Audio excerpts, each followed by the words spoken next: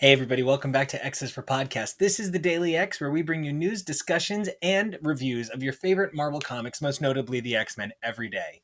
I'm Nico, and you guys can find me on Twitter and Instagram at NicoAction. That's NicoAction. Right now, over in the pages of X-Men, the Hellfire Gala is in full swing. Myself, Jonah, Drew, and Evelyn sat down to talk about one of Jonathan Hickman's final issues of X-Men as the head writer of X, and get ready for whatever's coming next. With planet-sized X-Men changing the game forever, this issue of X-Men seems so important to Hickman's bigger plan. Don't forget, if you guys like what you hear, you're probably going to like what you see every day, so give us a subscribe, a like, and let us know what you think in the comments below. Until then, keep those mutant lights lit, those Krakoan gateways open, and we'll see ya.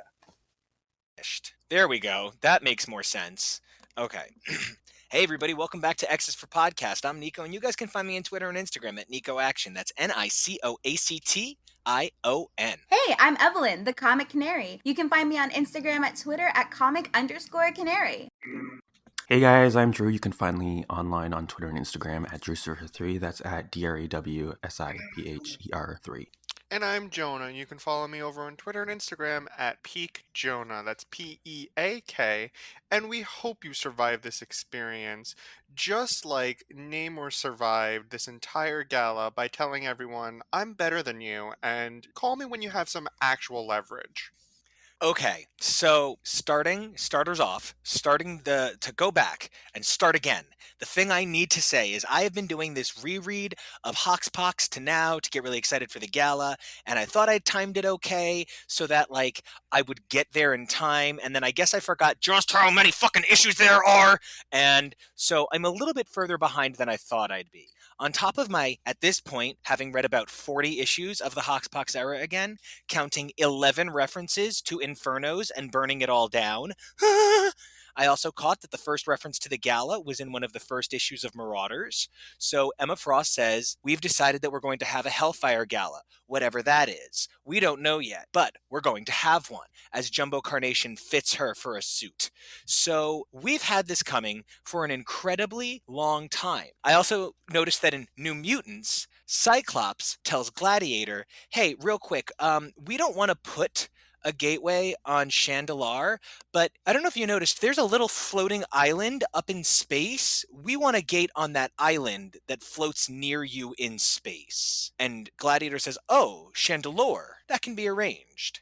So, okay, everything about this has been building for a zillion trillion years, even fuck forgetting the vote. Of course, the highlight for me was the touchback to the Namor thing. Now, I just unpacked a lot of stuff for everybody to react to. So I need to get specific reactions and then general reactions. Drew, you came into this show with Hickman bazookas blazing. Although, I mean, you're Canadian, so I don't know that do you guys have bazookas? I mean, not prevalently. You don't see them. Not like everywhere. At Walmart. Yeah, not exactly. Like Texas. Okay, yeah. So now, you came in with your big ol' Hickman bazookas blazing, 10,000% blown away by the expansive reimagining of the X-Men. I know you'd had some trepidation about the reset and transition over to Duggan from Hickman, who's clearly been a favorite of yours this whole time. How do you feel about the paying off and the coming due of so many of the seeds that brought you here in the first place? I love it. And actually, I've been wanting to do a reread of the Hickman run for a while. I've just been reading other things, but I'm going to get to it before Inferno, hopefully. The whole Namor scene, I was talking about it with my brother, and recently they came out with casting for Namor. And I feel like I've seen a lot of people whitewashing him and casting white people as him, when to me he's clearly an quote unquote Asian man, specifically I think Korean.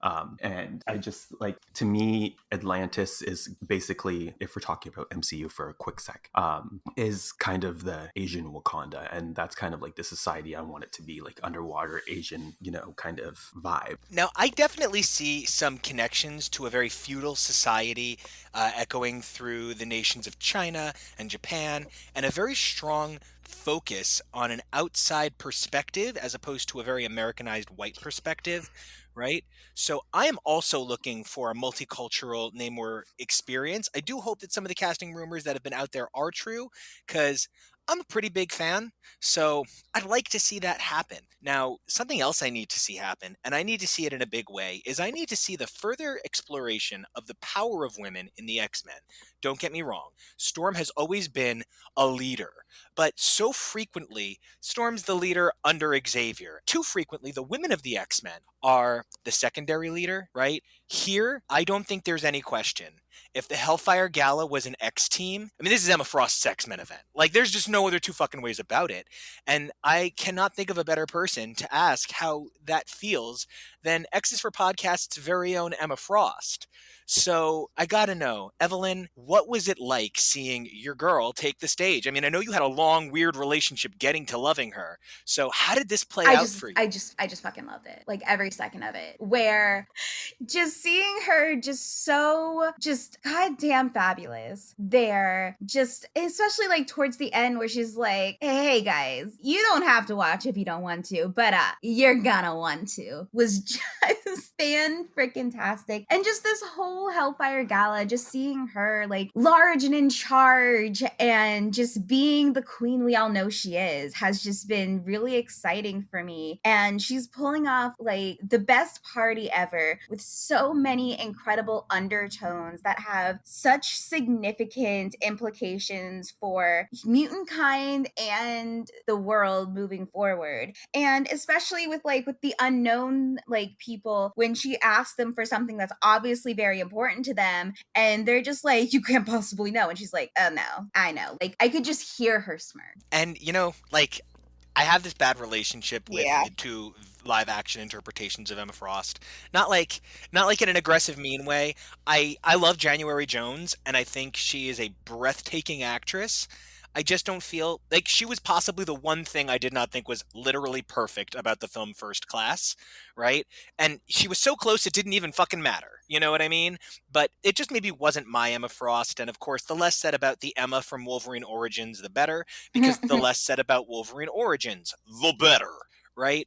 But one of the things that like hits my brain in such an interesting way is that this event can only exist because of essentially young superqueers like JoJo. And here's what I mean by that. Emma Frost gets her own X-Men event finally, because this is the Emma Frost X-Men event. This is her event. And if Emma Frost is going to have an event, it's going to literally be a party. It's going to be a party full of wars of words. So there's a term, right? The word battle means both language and a fight. Emma Frost is bearing a battle of fashion right now. And Jonah, when I brought you into this universe, this X-verse as it were, I was like, oh, and there's all these big fights, and sometimes the big fights get stupid. And I don't know that you said these words to me verbatim, but I can hear you go, oh, wait, it would be really cool if instead of having a fight, they had like a fashion show. And I would have been like, number one, I don't know why you're John Yu from The Good Place in this impression. It happens. But I can't help but think this sort of understated kind of surreal event is a result of the growth of fandom coming in from other avenues. Your love of outside media, and I know that in the last few years it's really taken hold, but things like Persona meets Drag Race is really what's kind of playing out, this sort of hyper stylized imagery where color and shape tell the story, set against the idea of war in prestige. How does it feel seeing the sort of echo of your interests reverberate into a comic in a way they've never done before? It is everything and more to me. There is an iconic quote by the amazingness known as Rihanna that has been in my head for years, of when she first said it, of she can beat me, but she can't beat my fashion. And it's a line that I took to heart, and I understood what that meant and what the power of your fashion and your style and everything can say about you, and how much power there is in the way you present yourself, in the way that you dress, in the way that you style yourself, and everything that can come about it, in everything of what it says. Your outfit says everything. And it really is a beautiful thing to see the X-Men, and not even just the X-Men, I should say, but just comics in general, taking a really interesting approach to camp avant-garde fashion of this very high prestige event of this Hellfire Gala, and mixing those two worlds that I don't think I've seen mixed before, that I didn't think would be mixed, was really something that I'm enjoying this event so much, and it's just so beautiful to see this beautiful mix of fashion and superheroes, where, let's be honest, it should be more often. You're a superhero, I feel like superheroes should always have an amazing costume or a bad costume for whatever you're trying to say about them. I think back to many of my favorite superheroes, and I think of, well, they have a very distinguished look and their costume says everything about them. And seeing all of my favorite X-Men characters get to dress up in this very hoity-toity kind of way just makes me very happy, and it's so exciting to be able to see and watch unfold. And okay, so I really like everything you said because it brings me back to a point that, can you imagine if I ever was like, I don't like some of the things you said? Because like when I edit me, I hear me say that phrase a lot. What a dick move. So I really do like a lot of the things you said because it also sort of ties me back to something that Drew said, and a thing that if there's anybody who can comment on, it's Evelyn, right? So I was really excited that I had these three voices, and I knew it was the right people because, for those who don't know, we do have a private Discord where we sort of like talk all day, right? And something that came to me because we had a discussion where, Drew, you had shared your thoughts on Atlantis as more than just another appropriative white culture, but rather seeing ties to connective ideas. And anybody who's a fan of Avatar might have some experience with that idea to be able to relate the idea over, the idea that certain tribes are based on certain real life analogous societies. And I have a casting choice for Namor myself, but it's of a culture that doesn't exist, down to the pointy ears. I think the Atlanteans are the Fae. They are mean, they are twisted, they are brilliant. They have magic beyond your belief. They have incredibly long life. They are one with nature and can commune with the spirits. If you enter their garden, you, my friend, are going to be their next victim. He possesses 70% of the sea. The Fae possess 70% of reality. There is so much to this idea of the culture integration here only being possible because it's this brand new kind of unfolding crossover. If this were an actual battle and it were the Fae, it would be War of the Realms, but it's Namor. And it's this culture clash. Now, Evelyn, there are few people I trust anywhere near as much for getting high fantasy or sort of Tolkien opinions, right? So, how do you feel, perhaps, about that read on the Atlanteans as, that very cruel Fae idea? And how do you feel that the representation of magic that was so prevalent in Ten of Swords, having faded away, plays into the gala?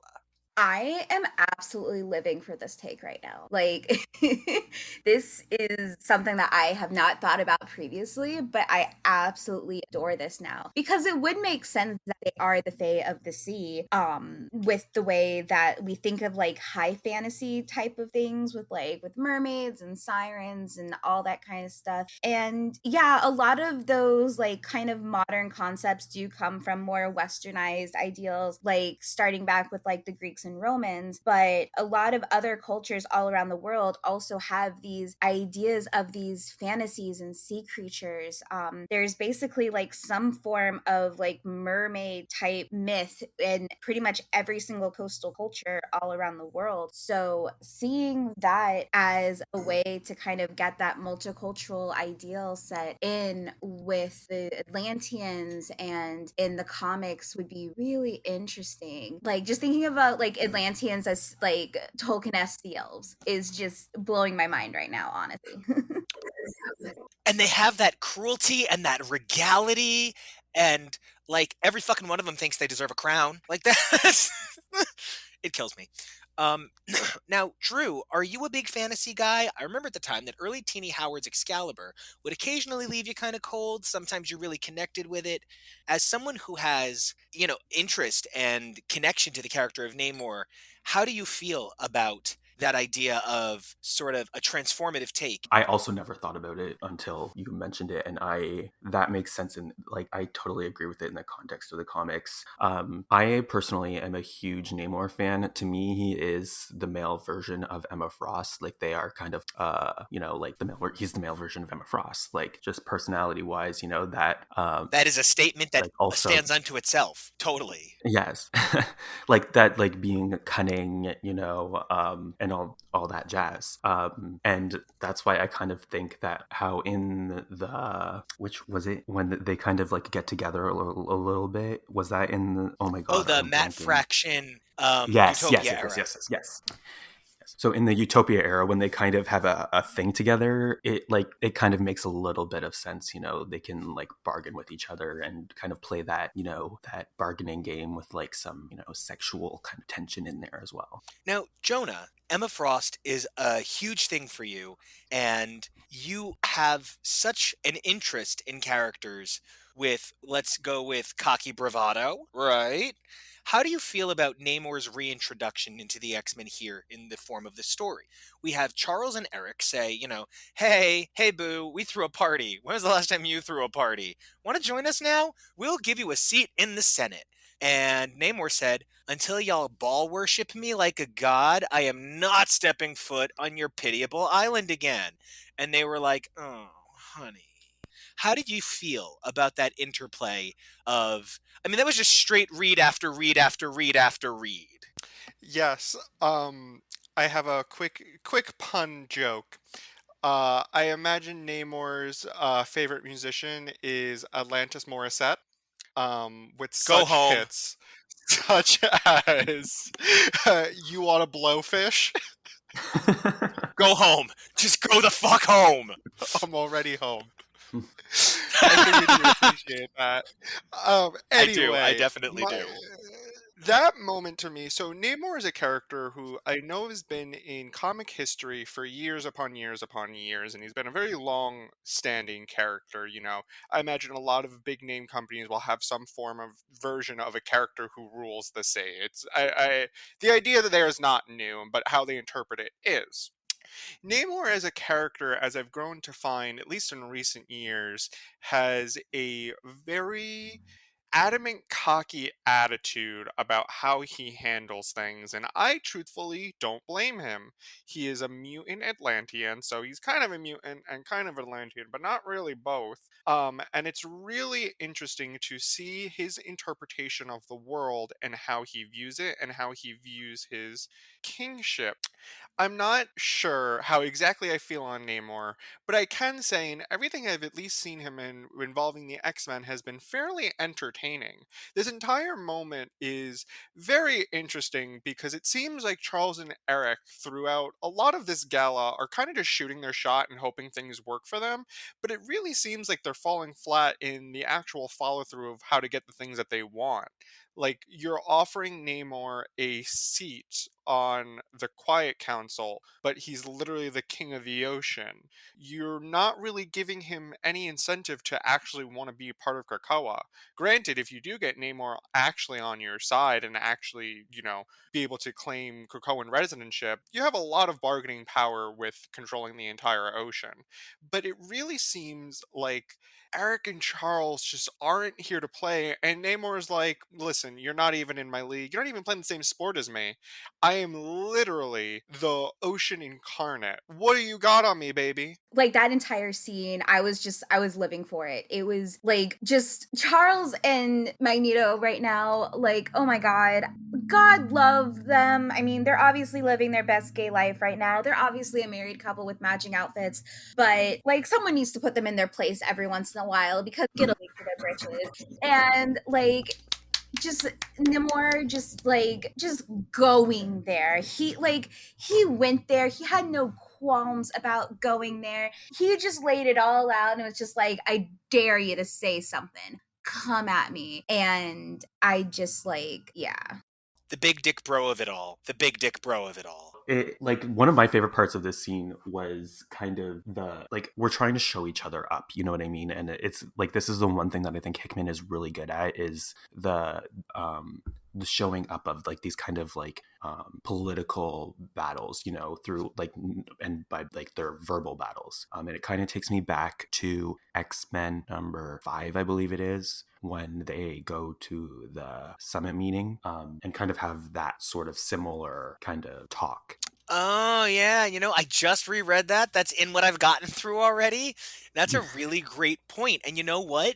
That's sort of, because that sort of magic balance with Gorgon in some of those other scenes. Great touch. Love that connection. Now, speaking of connections, there's a sort of big moment that comes due here that I personally felt was underserved, and it's sort of hard to even explain. I feel that the announcement of the new X-Men team sort of went clunk. I don't think it played out anywhere near as exciting in the issue as it does in the metaverse, and I think perhaps that's even why they made such an exciting event of it, because it is truly just sort of a clunk moment, and it was beautifully done. But it really just kind of felt like any other announcing the team that we already knew because of press junkets and covers. So beyond that even, there's another really kind of thing about this that I hadn't thought about until I was thinking about why the team would have been introduced this way. This isn't Hickman's X-Men. This is Duggan's X-Men. It feels a little weird that Hickman gets to announce Duggan's X-Men. I don't know how I feel about either of those things. Now, that's me having an editorial opinion where no editorial opinion was asked for. But, you know, that's just how I feel about it.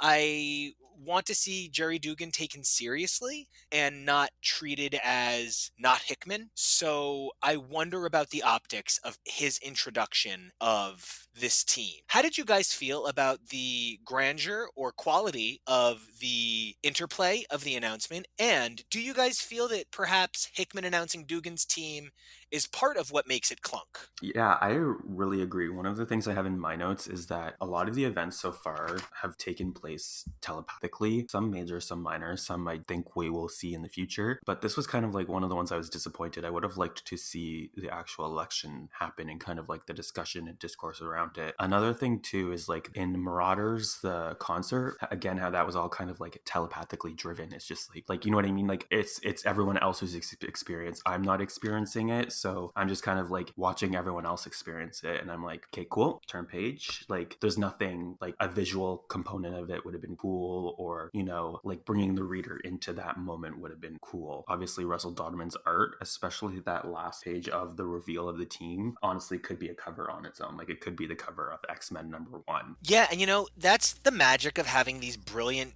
pencilers inside this book. I kind of can't believe that we got so excited about talking about the book that I kind of forgot to perhaps maybe give the credits. So, hey, what a great time to give the credits. Oops! So, we are, of course, talking this whole time for the last 25 minutes about X-Men number 21, End of an Era, by Jonathan Hickman, with Nick Dragotta, who has done X-Men for years, worked on some Ecstatics with Mike Allred for a while.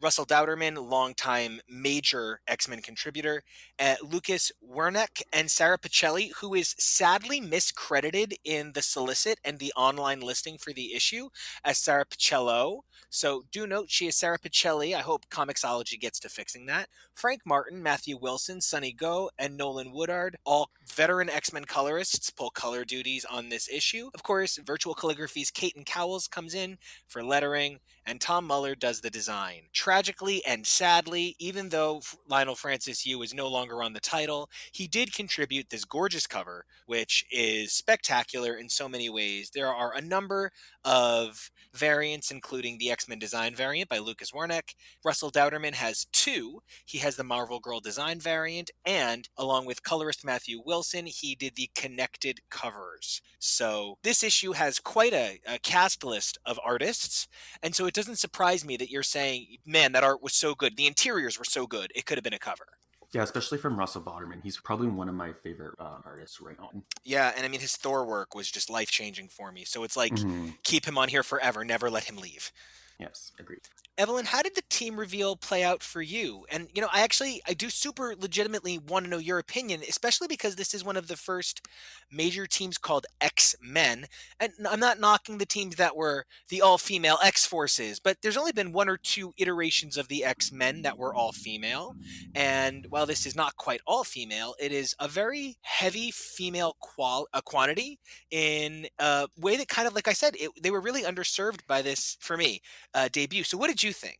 So I was really interested in how, or not interested, is I was really intrigued by kind of the way they did it. I thought it was a little weird that they would decide to do the vote at the gala itself. I feel like doing it like prior would have been interesting. Though at the same time, the fact that they made it where it's just like anyone who could read minds was like allowed to like listen in if they wanted to. So I guess having like some air of transparency was kind of nice. So it's like the actual election itself I thought was just just a little strange the way they timed it, but I really did enjoy like how they revealed it, how just the cute moment with like Gambit and Jubilee celebrating with Rogue. I thought I was gonna cry. I was laughing so hard at Wolverine just eating the shrimp, like what?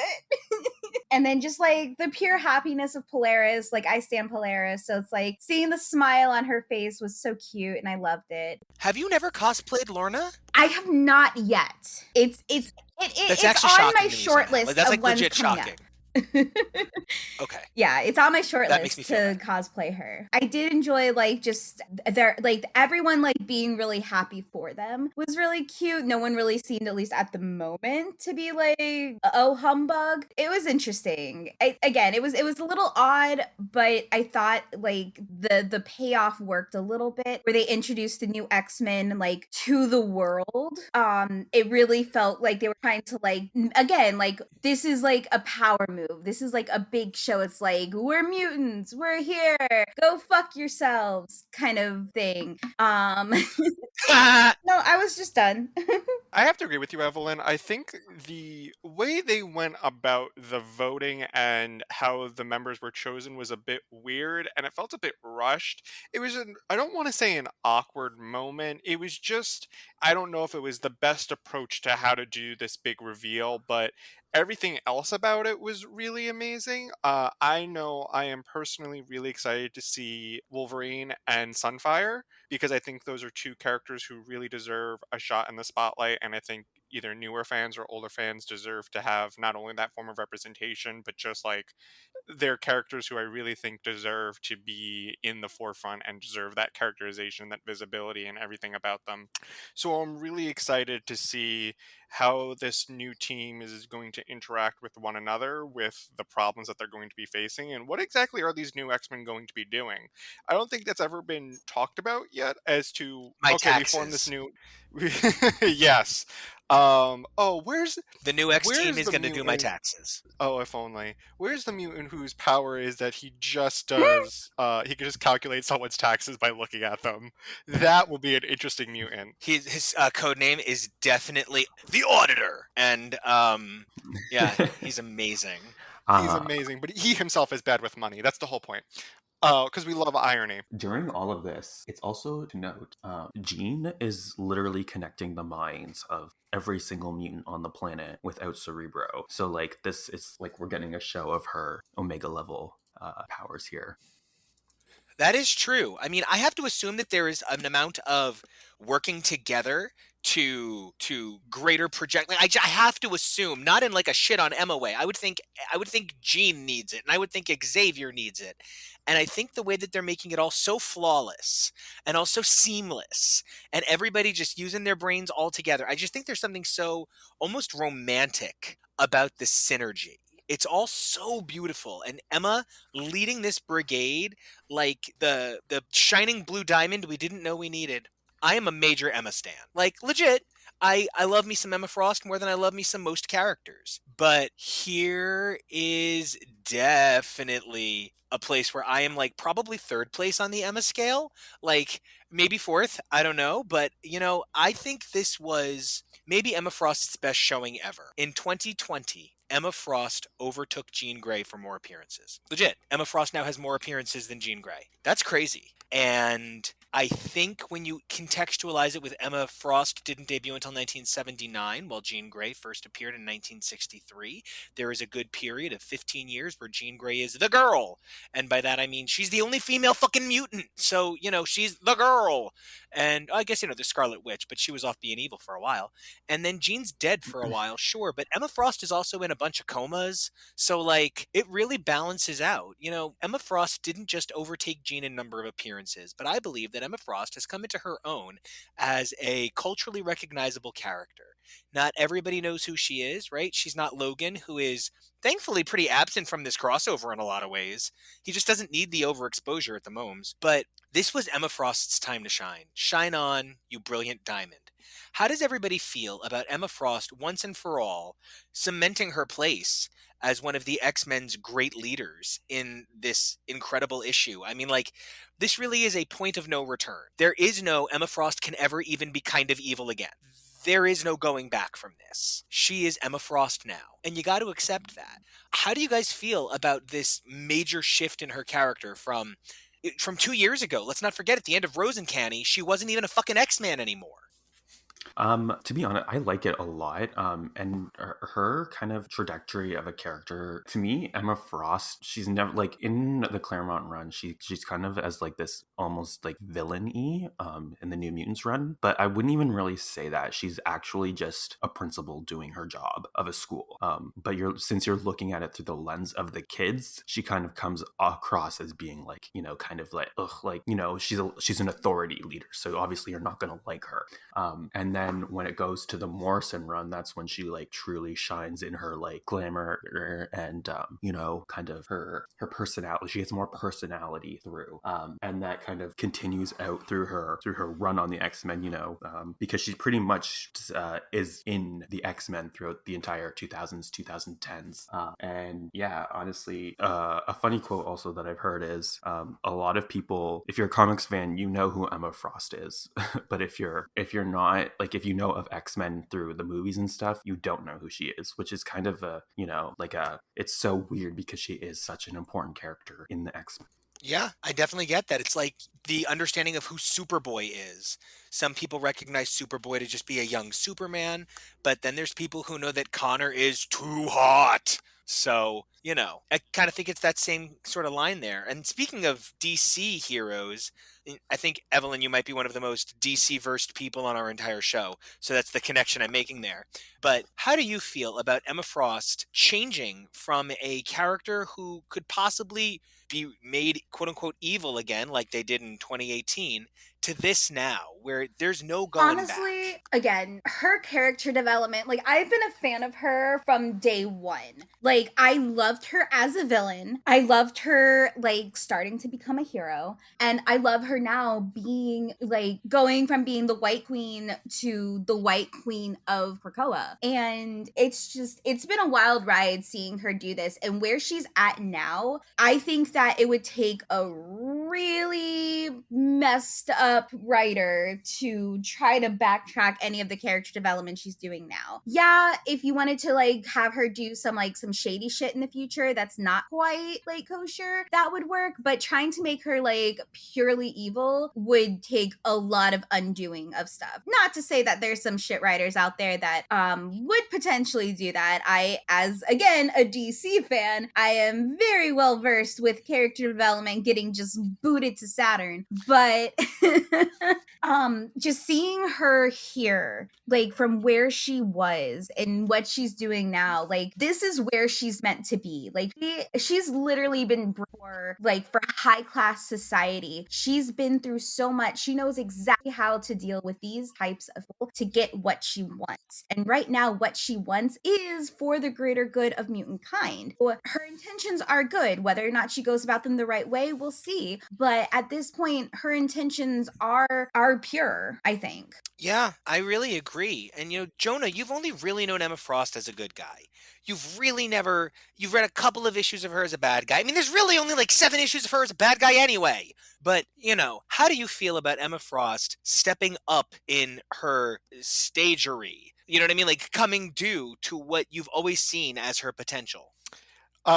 Lest we forget, Nico, you're going to kill me for saying this. She burned Firestar's horse, which She is probably kills the most one evil fucking thing. horse. She kills one horse one time. Listen, you can build a bunch of bridges, you can build a bunch of houses, you can build all these beautiful things, but you fuck a goat one time, and that's just what you're And known you're for. known for. Yeah. Yeah. Not Yeah. to say that Emma Frost killing Firestar's horse is probably the best thing she's known for, but I digress. Jokes aside, I think about Emma's journey, and yeah, I've never really known Emma as a villain, but can we ever really call Emma a villain in the first place? Sure, she might have captured the X-Men, stripped them down, and put them in cages, but like, who hasn't at this point in X history?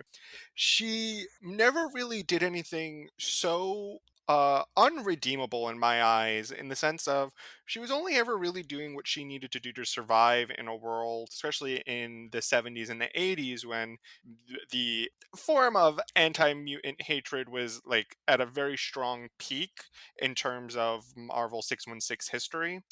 So she really did what she needed to do to live and survive. And I think once she got her Hellions and she got these kids that she was trying to teach the ways of survival as a mutant in a human world, I think she realized that her purpose and her goals shouldn't be about power for herself. It's about power for the future generation so that they don't have to go through what she went through, whether it was from her abusive upbringing to having to do morally questionable things to even get her place as the White Queen within the Hellfire Club.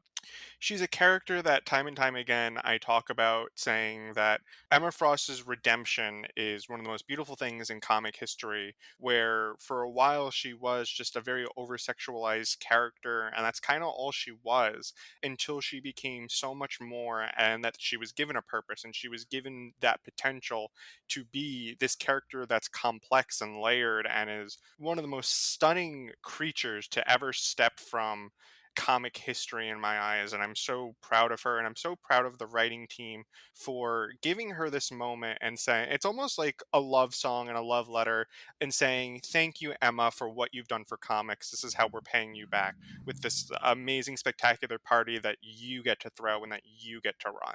I really love that we're all just kind of like, and then Emma Frost, and then Emma Frost, and then Emma Frost, and then Emma Frost. Like, I love how excited we are.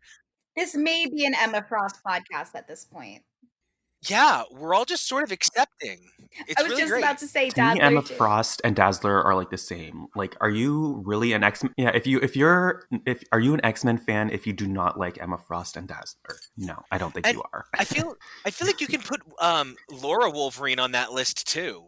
Like Lamos might be like, ew, Laura Wolverine, she's gross. But like X fans know she's pretty fucking cool. Oh yeah, obviously they didn't read the Children of the Vault issues because she's pretty badass in those ones. Right? You And mean when I she can't carried the entire team?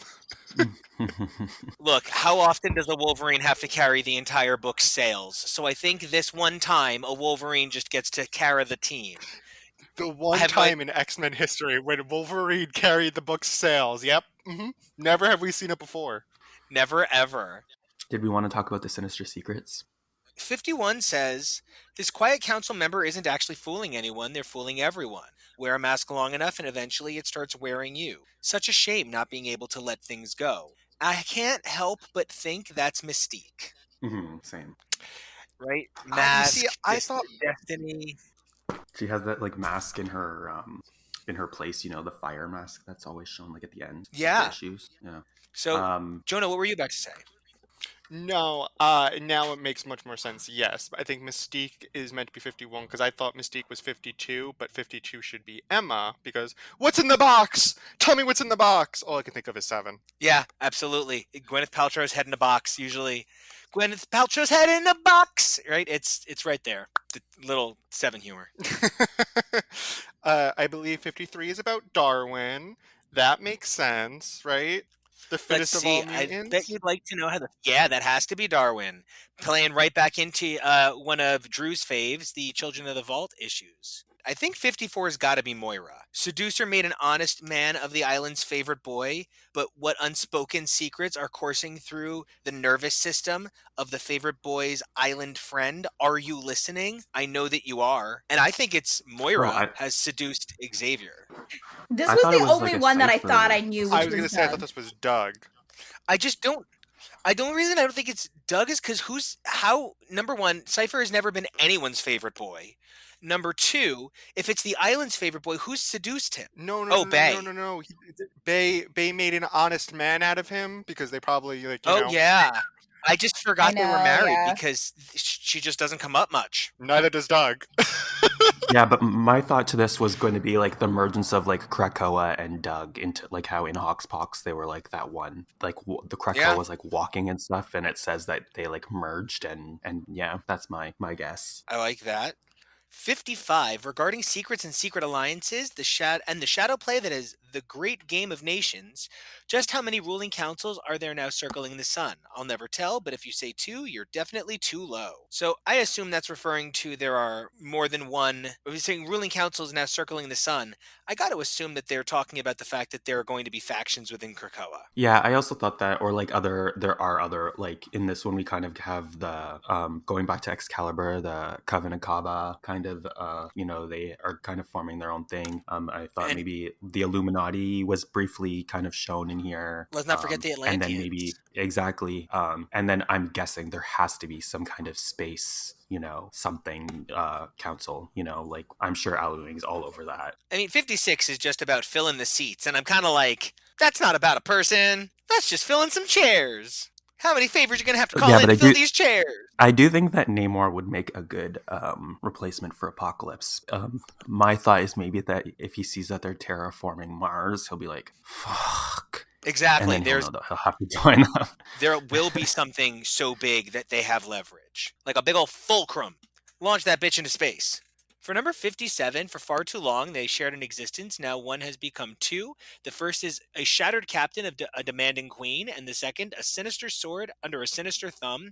How long will they stay there? How long will the second stay there? How many more sinister demands will be too many? No one knows, but I think we're getting close. I struggle to figure who this one could be about. Obviously, it's, Betsy and Conan. My only thing is sometimes these get kind of ham-handed. Anybody who was a fan of Desperate Housewives understood how to walk that sort of annoying line. There's this scene where Bree demands a divorce from Orson, and he's like, no, I won't stop stealing. And she's like, no, steal whatever you want, but you will not steal from me, my love. Oh, she's not divorcing him yet. She's refusing to give him half of her company. Right. So, I like ham-handed soap opera dialogue, but on this page, it feels a little clunky. How far is too far for the second? There's a cleaner way to say that. Just get an editor in there. But for number 58, it's still the early days of the Viscoran excavation of Blight World's X of Swords, but an unknown material of immeasurable worth has begun appearing in the crooked market. So far, the Mad Jasper has snatched up every piece as soon as it's available for trade. But don't you worry, our Confederacy of Capes is set on acquiring it, by hook or crook. What's really great about that is, the Crooked World is that famous Mad Jim Jasper story. I know the Crooked Market is already a connection to it, but funny enough, Mad Jim Jaspers often does sort of surrealist, vaudeville stuff and will pull people off panel with a giant hook. So it's just a really nice play on a visual that's constant to that character as well. Yeah, and a lot of these I think are kind of what is going to happen in the future of to me, I'm guessing that Excalibur is kind of going to go into the Crooked Market and that area of Otherworld. I mean, I'd love to see that. I'd love to see, that was something we said we wanted after Ten of Swords. We wanted to see Excalibur become a little bit more the Travels of Otherworld, more like an Exiles book. So I would love to see that be the case there. Number 59 says promotions are hard to come by, but when everyone is a resurrected immortal. Promotions are hard to come by when everyone is a resurrected immortal, but sometimes a change has to be made when an unexpected variable is added to the equation. Heroes and their do-gooder ways, always an inconvenience for a practical mute. I think the question of morality versus, the question of amoral versus immoral. If you're being, okay, hear me out. Mutants, were they to do something truly horrible right now, would be acting immorally. They are from a world where these are the rules. If things continue to change within mutant culture, where they continue to make these allowances, at some point the rebirthed mutants will be behaving amorally. They no longer remember what it is to behave properly. They no longer remember a difference between right and wrong. And I sort of think that's what we're starting to see with the Quiet Council. They're making decisions, and members of the Quiet Council are behaving in ways that are not truly tantamount to their end goals. They're paying today a greater sum than they can afford tomorrow for the long game. How do you guys feel about the sort of dissolution of whatever moral code there was behind the Quiet Council in the last few months? Yeah, it's kind of like that's kind of how I feel the direction is going into it. They start off with we're doing it for the good of everybody, but now it's sort of become like that, especially with the questioning of the kill no man rule. That one's kind of getting like we're talking about just kind of like maybe nixing that, or kind of like maybe kind of not making it a rule, maybe figuring out a way so to that have a flexibility on yeah, it. yeah, like maybe kill no human with an asterisk next to it, and that Kill no asterisk might nice be kind of humans. big. Yeah, kill no humans that we like is more kind of what it seems like. Great, Stevie Hunter's going to be safe. Good job. Stu was the New Mutants dance teacher in the 1980s. I'm old. What about Trish Tilby? Trish Tilby sucks, okay? Trish Yeah, Tilby I know. super sucks. I'm reading Inferno and I'm like, I fucking hate Trish Tilby. She uses the mutants only to further awful. her career, and she makes it look like she's an ally, but she's not. She only does it to further her career, and I'm like, fuck off. You are not an ally. You know who didn't get enough credit and was spectacular? Opal Tanaka. Opal Tanaka was spectacular. Iceman's girlfriend from 1986 to 1992. Opal Tanaka was great. Turns out that she was not the person Bobby was in love with. But, good for her. She was great. Hey guys, if you like that cut from X's4 Podcast, you'll be sure to like some of our other materials. So don't forget to like, subscribe, and check out these other amazing videos here at X's4 Podcast.